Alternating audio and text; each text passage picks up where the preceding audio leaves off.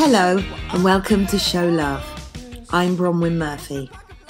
Spirituality, a sense of connection to something bigger than ourselves, varies from person to person, but is a universal human experience which touches us all.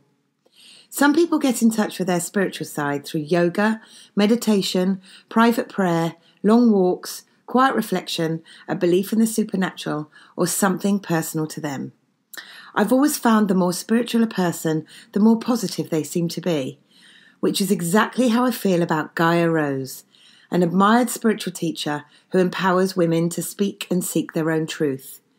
Gaia has had some dark things happen to her, but yet still shines. So, I'm joined by Gaia Rose now. Hello, Gaia. Hello, darling. There's so much to talk to you about. I know. We've known each other for a few years. Yeah. We trained as life coaches together. Yeah. But I didn't know you were so multi-talented. And I know. I want to talk about all of the things that you do. I know, it's crazy, with your darling. Feminine energy, which we're going to touch on in a minute. First of all, you're an author and you've published 2 of your own books. Yeah. Which is pretty incredible. Thank you, at the age of... 30-something. 30-something. No, yeah, good. I mean, that's pretty good. I seriously forgot. Yeah, that shows the age, doesn't it? You're nowhere near catching me up, so don't worry about it. So the first one is The Blossoming Rose. Yes. I've got a copy of both. I'm quite proud. Yes. Signed from you. Thanks, Each page of that comes with intuitively guided messages to lead your heart and soul on a beautiful healing journey towards truth, love and peace. I love that. Tell us about that book and what inspired that. The Blossoming Rose, without going into the past too much, my first business was actually called Blossoming Rose Healing. And the Blossoming Rose was a metaphor for the journey that we women go through. First we struggle through the muds, trying to find our way as children, and then the thorns come, and these represent our trials and our tribulations. And then one day the rose is open, and I don't know, it just felt right for me. And your surname? Yeah, my surname. Obviously, it helps. Well, no, actually, Rose is not my surname. My surname is Hopkins. No one really knows that apart from the close people. Guy Rose. Do you want me to cut that out? No. Keep that in. Guy Rose is my name. It's the name I chose myself, and it's legally my name now. Yeah. But that's the name that I like people to know me as. So it's only not on passports and driving license. It's got my last name. But so Rose for myself as well. But the Blossoming Rose book. It's easy to read because you can just open each page on a just for today. Don't feel guilty. Be yourself. Say no. Yeah, all this stuff. I've got one. I've got it here. And there's a title for each, like cleanse your aura, claim back your power. Claim back your power. Yeah. One of my favourites. I love it. Let your heart sing a tune. That's it. So you can just open it on any page. And one thing that I noticed that so many women wanted guidance. This was back then. So many women wanted guidance or that quick voice to inspire them in that moment. And I couldn't always do that, and so I thought, well, why don't I just put my heart in words on a book? And but so you're so good because you've got so much to say. Like, oh my God, yeah, tell me about it. But it's a wonderful gift. That I couldn't write a book because I don't feel like the reason. Never say I couldn't. No, never say But I would feel like nobody wants to hear what I've got to say. That's why I do the podcast and interviewing other people, because everyone else that I interview has got something to say. And do you know what, darling? That's such a normal response. I've had exactly the same. Even now, the stuff I do, no one really wants to know what I've got to do. Yeah, but many people do. That's the thing. Many people do, and that's why I want you here now. So you said your inspiration behind writing the book came from your own spiritual journey and the loneliness you felt at times, which we all can. Wondering if anyone truly understands our struggles, wanting to be understood, heard, and appreciated for all that we are. I mean, God, that's such a big statement. Thank you, darling. I think so many people struggle with that. I know. Nobody's hearing me. Yeah. Nobody appreciates me. I'm alone. No one gets it. I'm the only one going through this. That's a big thing. Absolutely. And something that I know that I'm good at, and I need to know I'm good at it, otherwise people wouldn't come to me. I know I'm good at helping women love who they are and really see themselves when they can't see themselves. Yeah. And believe in who they are, believe in their abilities. I've just got that knack, whether it's how I talk, whether it's my energy that I come across, my heart energy. You've got a powerful aura. Thanks, darling. Yeah. You know yourself. It's taken a lot to get you here. Oh, God. And now definitely. Here you are helping other people, which is great. And like you say, there's so many people that feel like they're on their own. Yeah, they Loneliness is a massive thing. Yeah, and I felt that as well. It doesn't matter who you're around, even being married with kids, none of that matters. If you're in a dark space, for whatever reason, you feel lonely. Yeah. You know, and you are the only one who can get yourself through it. I won't go into that now because it's not just a quick fix, but maybe something will come up the longer we chat. Yeah, absolutely. You've got another book that you did after that. Very, very proud. Very proud of this little baby. It's very good. Called In My Heart I Know. Yeah. And it's about listening to your heart and trusting in it. Okay.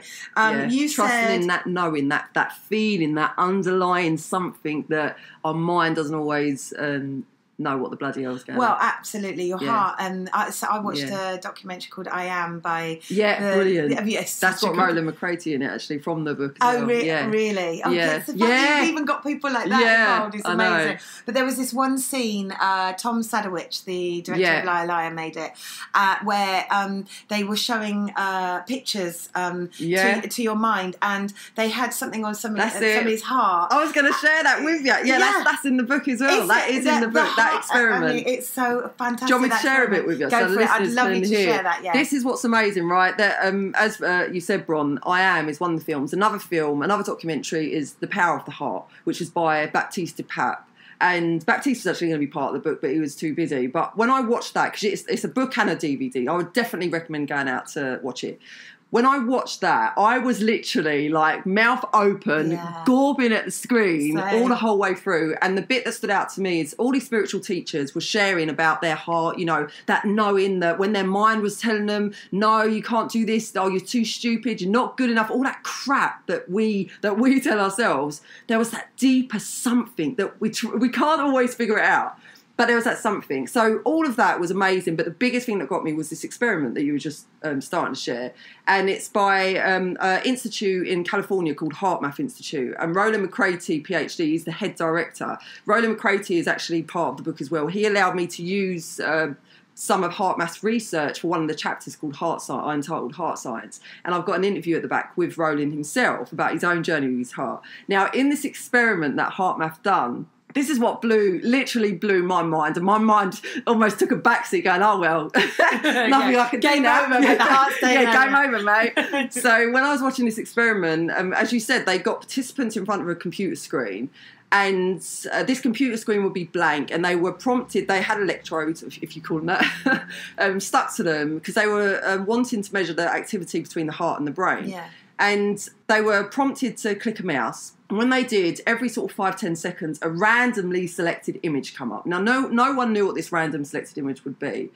But it would either be an image of high arousal, like a snake striking or a car crash or a bloody face, or it would be an image of low arousal, which would be like calm meadows, bunny rabbits, you know, really calming. So no one knew what this random select image would be.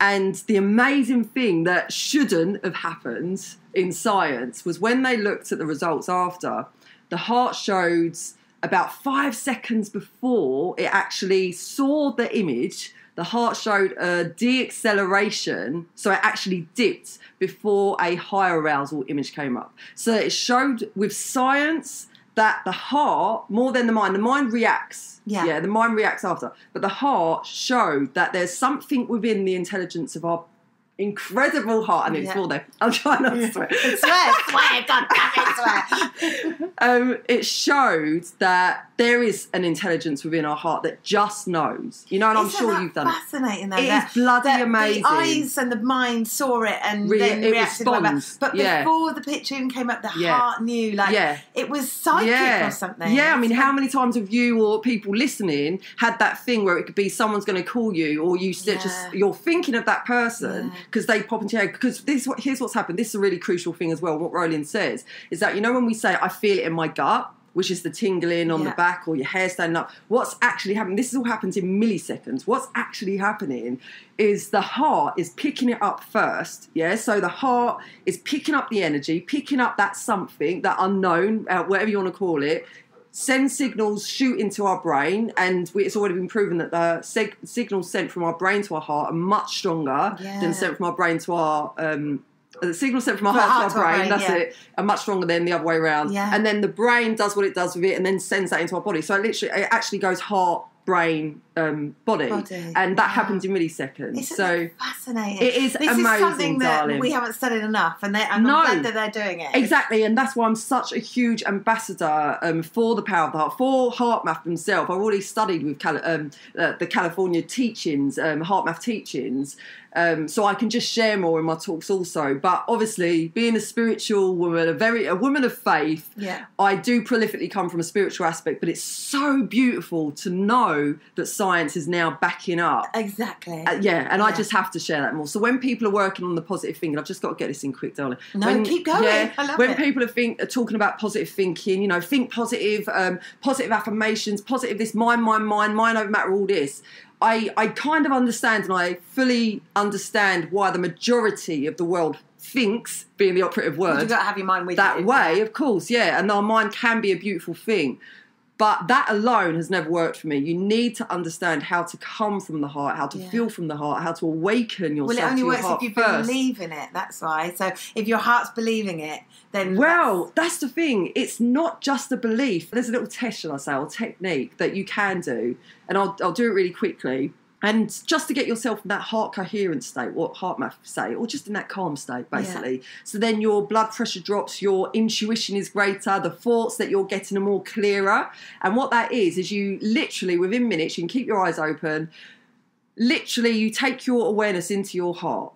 So you just make an awareness. That's all it is. You don't need to believe in anything. Just bring your awareness into your heart space. And to me, I always feel this warmth when I do that. So I bring my awareness into this heart space. And then I breathe in and breathe out, so slow my breathing down.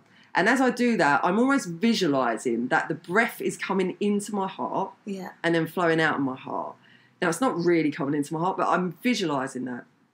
And then as I'm doing that, just that alone starts to get you into your heart state. You start to become more aligned, if you will. Your energy becomes more aligned to your heart. And when you're in your heart, that's how I say it, when you're in your heart, that's when you're most in your authentic truth. So you do think clearer, your intuition's greater, your knowing is greater, your energy is better, you feel your blood pressure drops. This is a fact as well.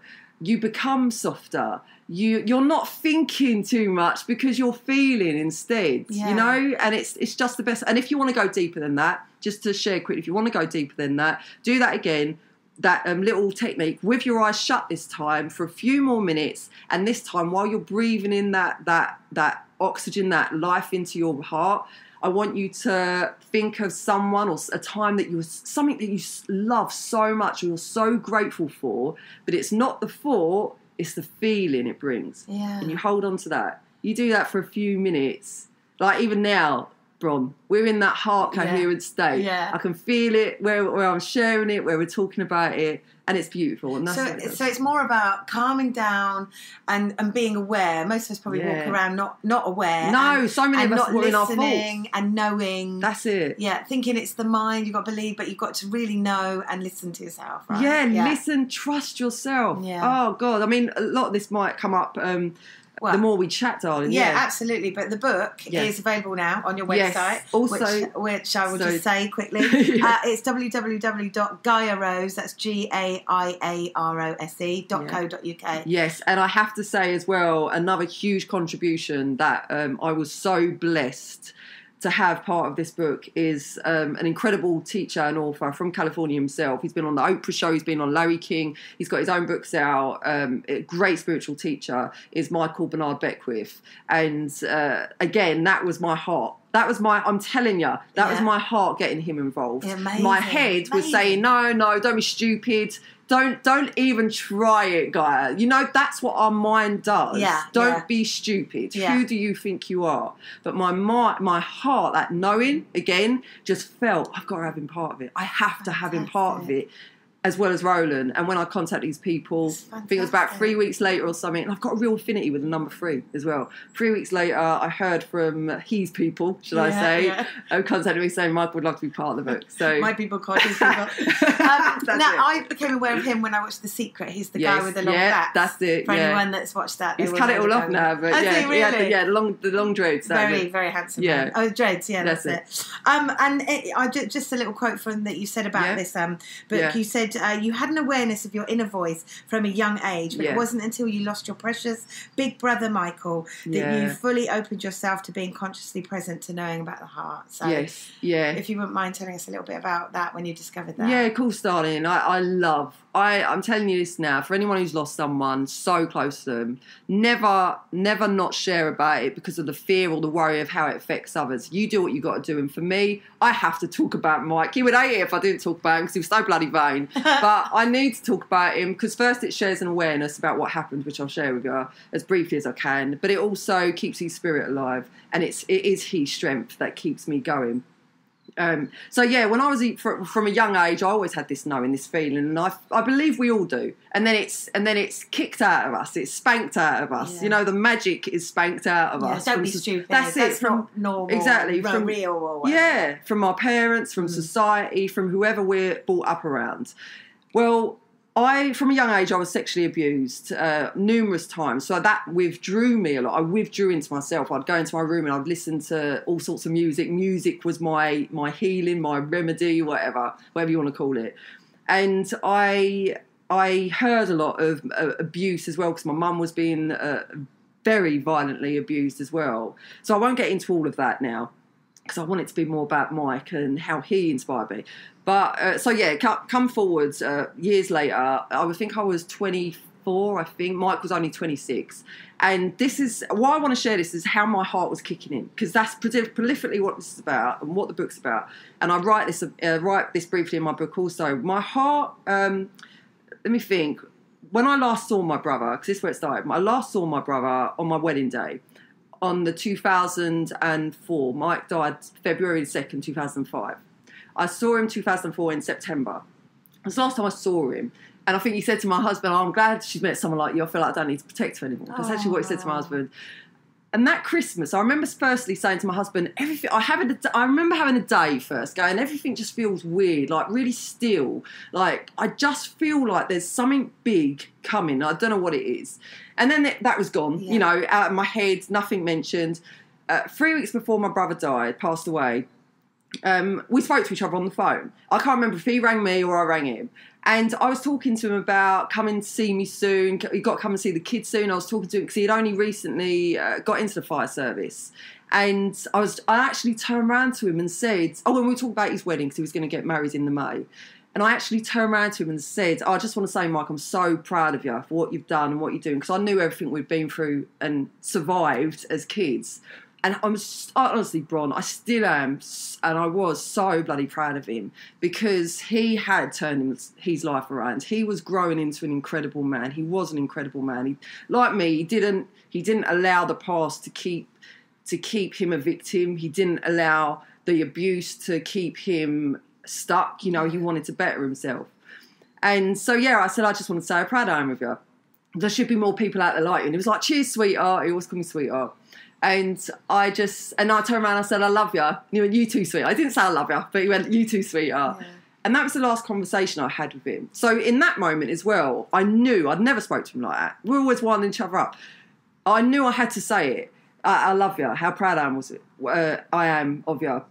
And then an even bigger thing is he died on the Wednesday morning. It's funny the things you remember. Tell me if I'm rabbiting on too much. I love it. Keep going. Right. Stop feeling like you're rushing. I love it. Because I know, you know what I'm like, Bron. The listeners can put up with it. This is going to be longer than normal and I don't care because I wanted to share it all. Oh, darling. Well, thank you. He died on the Wednesday morning, February the 2nd. And it's funny the things you remember. Yeah.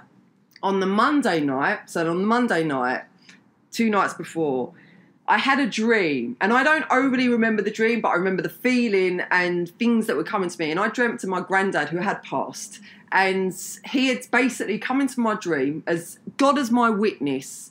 He had come into my dream, and he was basically telling me someone on my side of the family is going to pass away and what have you. I woke up on the Tuesday morning, told my husband, and I was worrying because he knew that I was always picking things up anyway. I was always picking up something, even if I didn't know what the bloody hell it was. And I started saying, what if it's my granddad who's still alive? And what if it's my other brother who's got diabetes? And not in a million years would I have expected it was Mike in the way it was. But I knew something. Then it went out of my head again. My heart, should I say, my heart knew something.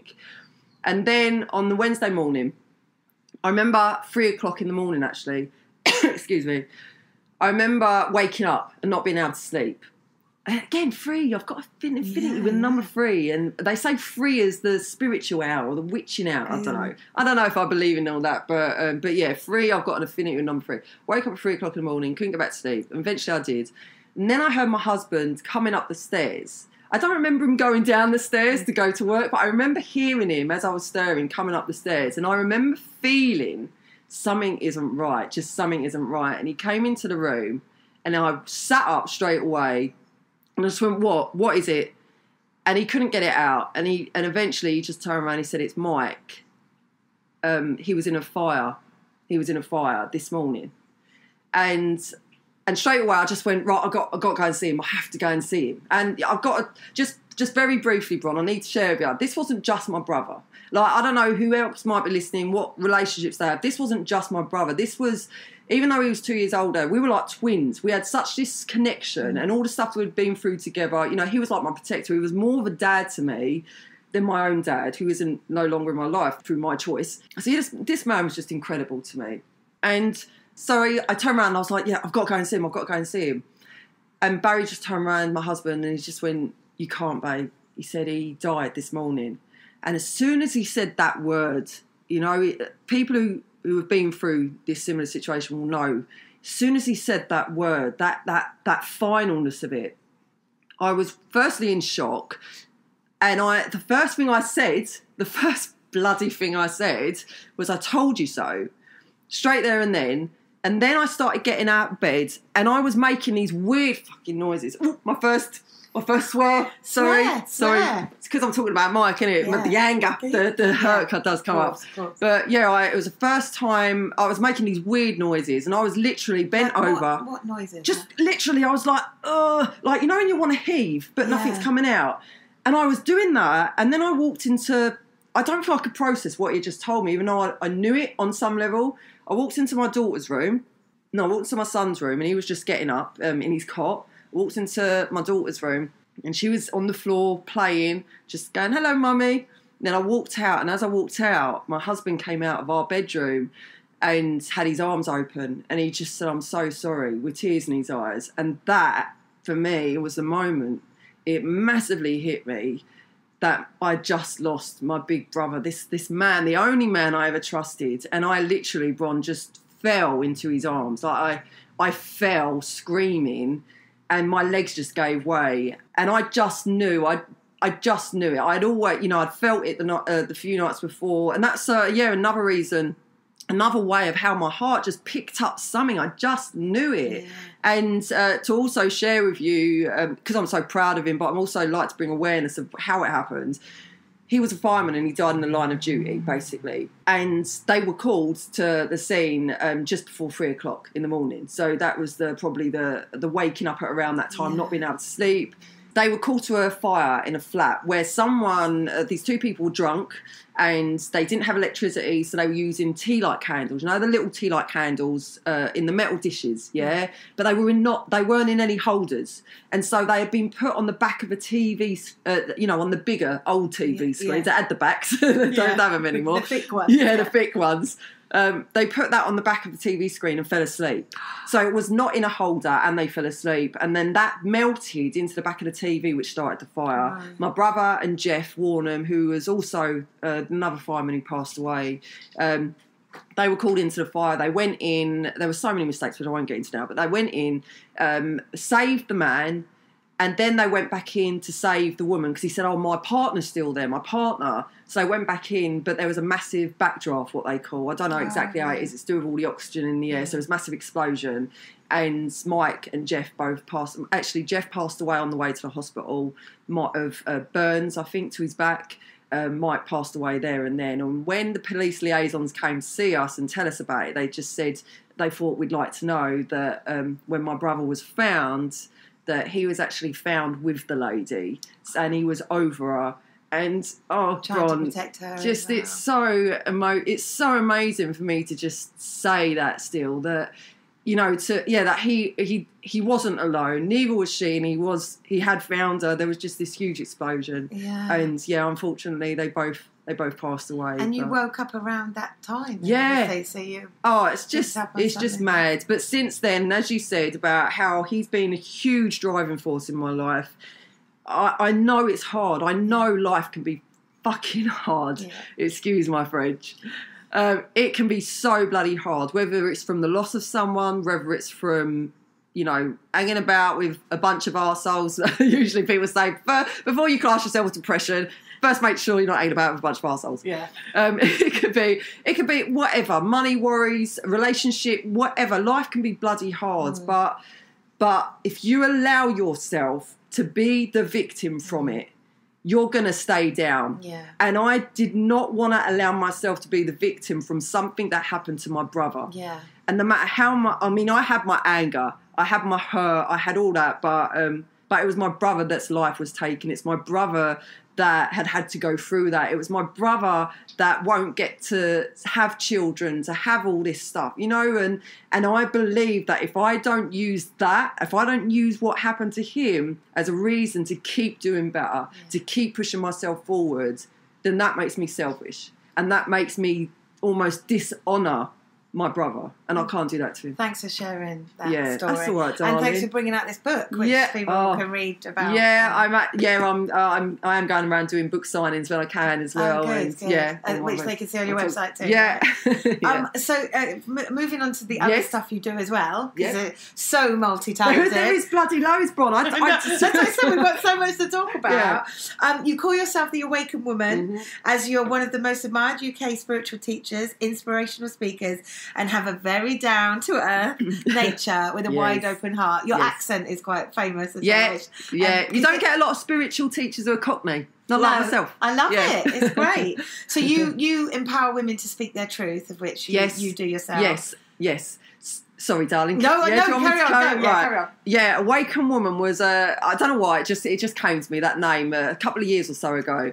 And the vision, and then I call her she, because it's like she created a life of her own and has almost took me places. And basically, Awakened Woman is a vision that I'm creating. I'm still creating, I'm always creating, and it is a space, a vision to help women speak, be and express their truth the feminine way in all her forms. You know, you can't be yourself if you're just starting to learn to speak up, for instance. That's one part.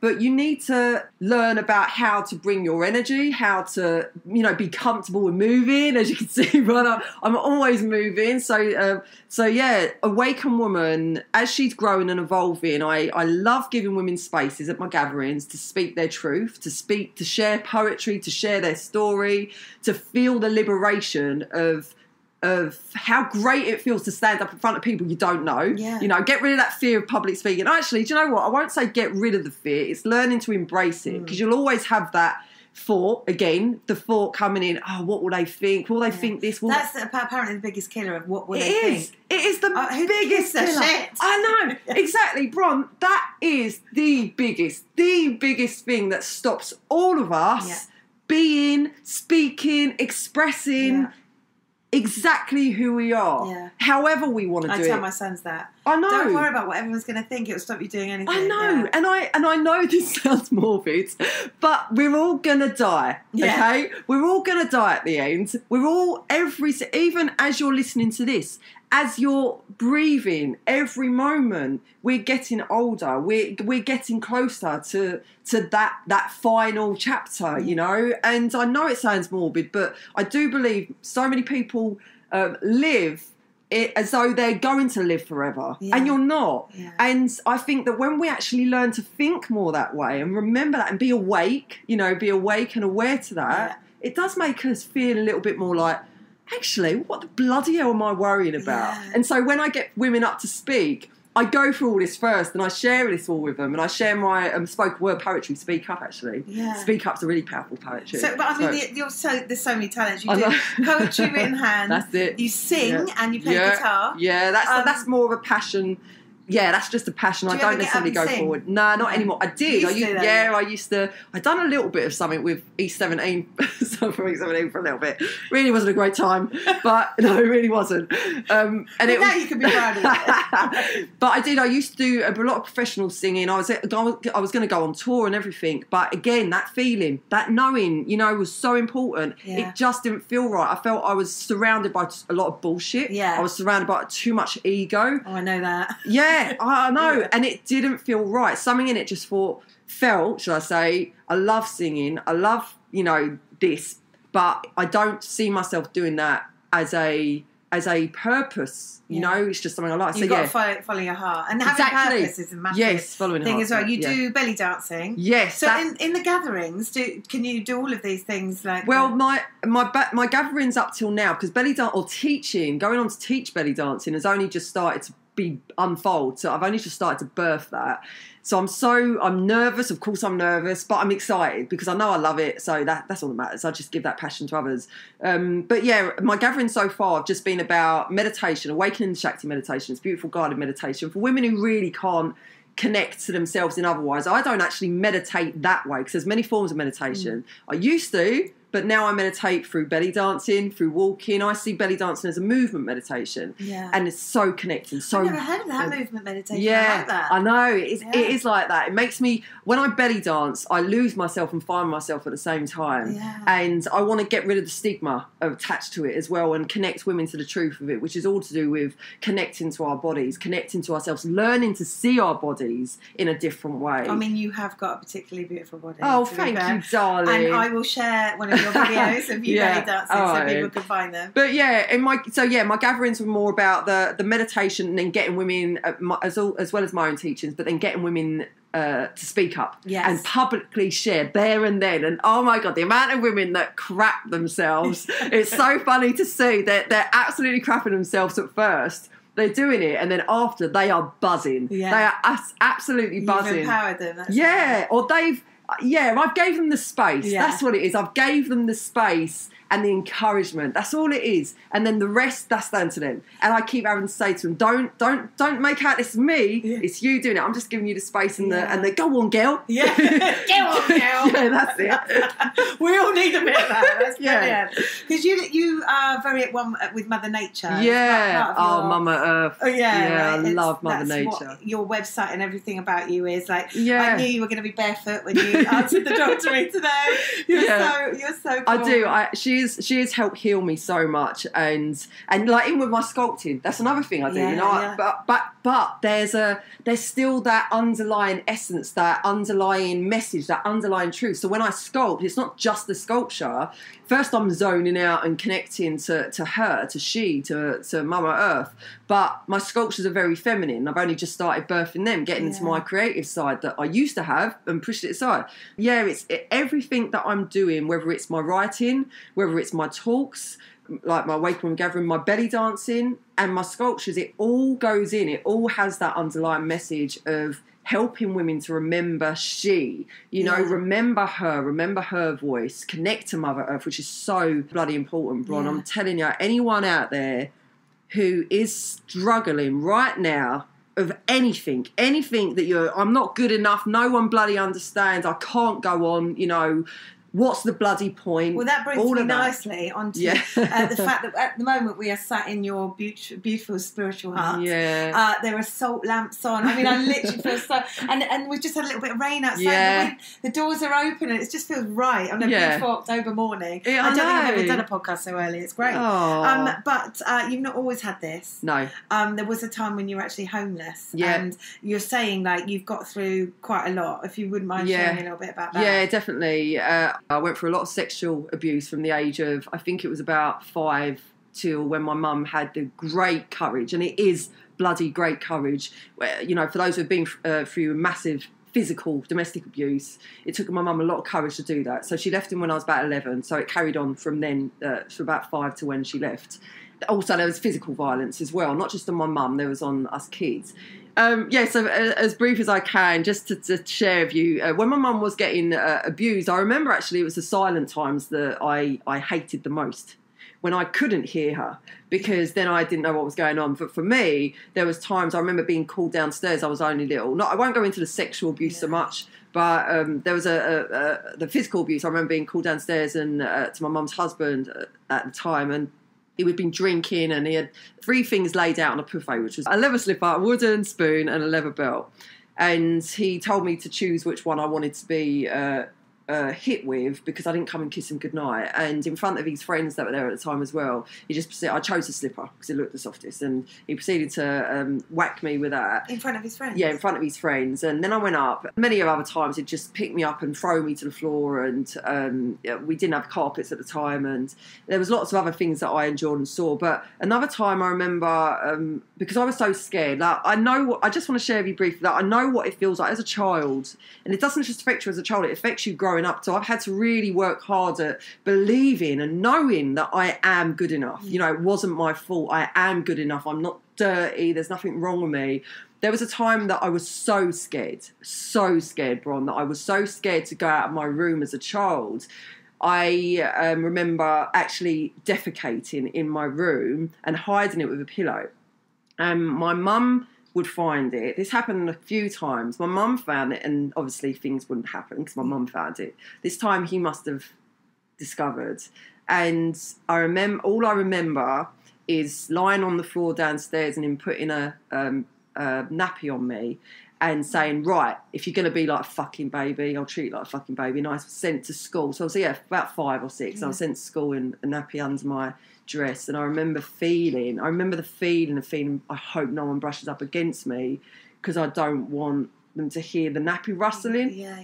You know, like what that does to a child's mind. Then I would go to my biological dad, which I don't really see now, but I would go to him, and he was very controlling and belittling, and he would always call me thick as shit. Oh, you thick as shit. You know, so I had a lot of verbal abuse from my biological dad. Then I'd come back and I would have a lot of physical, sexual and mental abuse not from the physical abuse from my stepdad, but the sexual abuse is actually from his son, his older son, and also from his father also.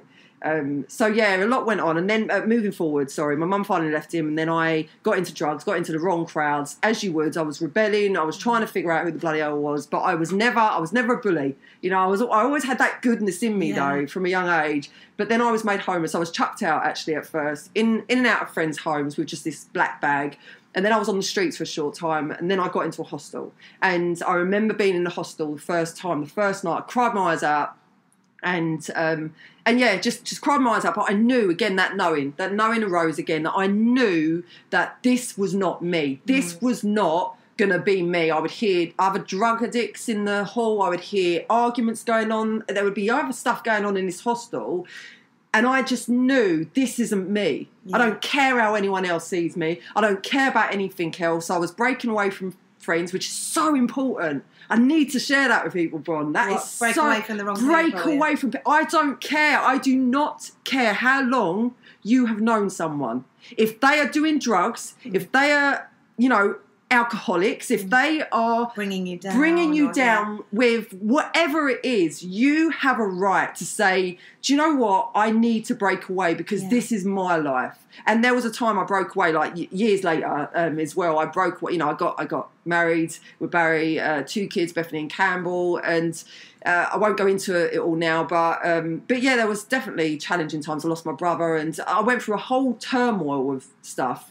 But yeah, I also went through a stage of, right, something's got to shift. And it was Ask My Brother, actually. You realise a lot about people. You realise who's there and who isn't. Yeah.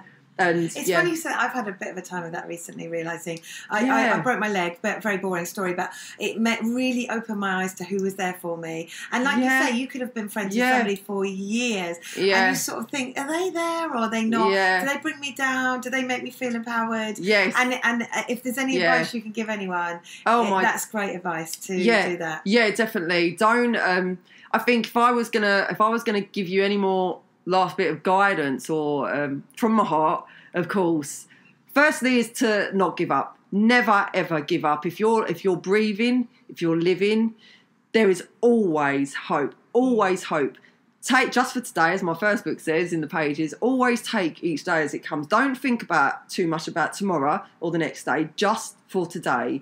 say to yourself, right, how can I get through today feeling as good as I can? Yeah. You know, if you want to say no to people, say no.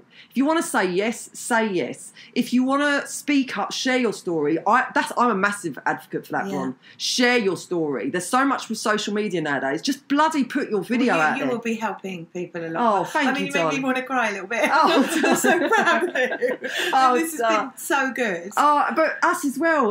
Like, you know, we've known each other for a while now, Bron, and that was through the coaching course, wasn't it? And it's just, we've connected massively through it, and we're both loud girls. We're both bubbly. We've both got that passion, and I can't thank you enough for sharing this. It's been brilliant. Oh, thank you for letting me rabbit on, darling. Oh God, no! And I'll just say your website again in case anyone wants to book you for anything. Yeah, definitely. www.GaiaRose.co.uk. Yeah, definitely. Thank you so much, darling. Give a hug. Oh, thank you, darling. Thank you. Thank you so much, Gaia, for sharing your awakened woman vision to help women speak their truth, be their truth, and express their truth the feminine way. That's it for now. Love you for listening, and don't forget to show love. Thank you to Ollie Trevors and Danny Wright for their great music. Thank you to Alex McCardle for sound. Please follow us on Facebook, Show Love UK or Show Love Podcast, and Twitter and Instagram at Show Love UK. Another daily grind. So much to get through. I know what I'll start it in a minute or two. Lay back in bed, reminisce instead. Let's plan it all in my head. Procrastination, self-stimulation, instant gratification. I'm self-medicating, therapists recommending more meditating, wasted education. I need more admiration, and I don't wanna bother with today. I pretty much missed it anyway. Might as well stay. I don't wanna bother with today. I pretty much missed it anyway. Might as well stay.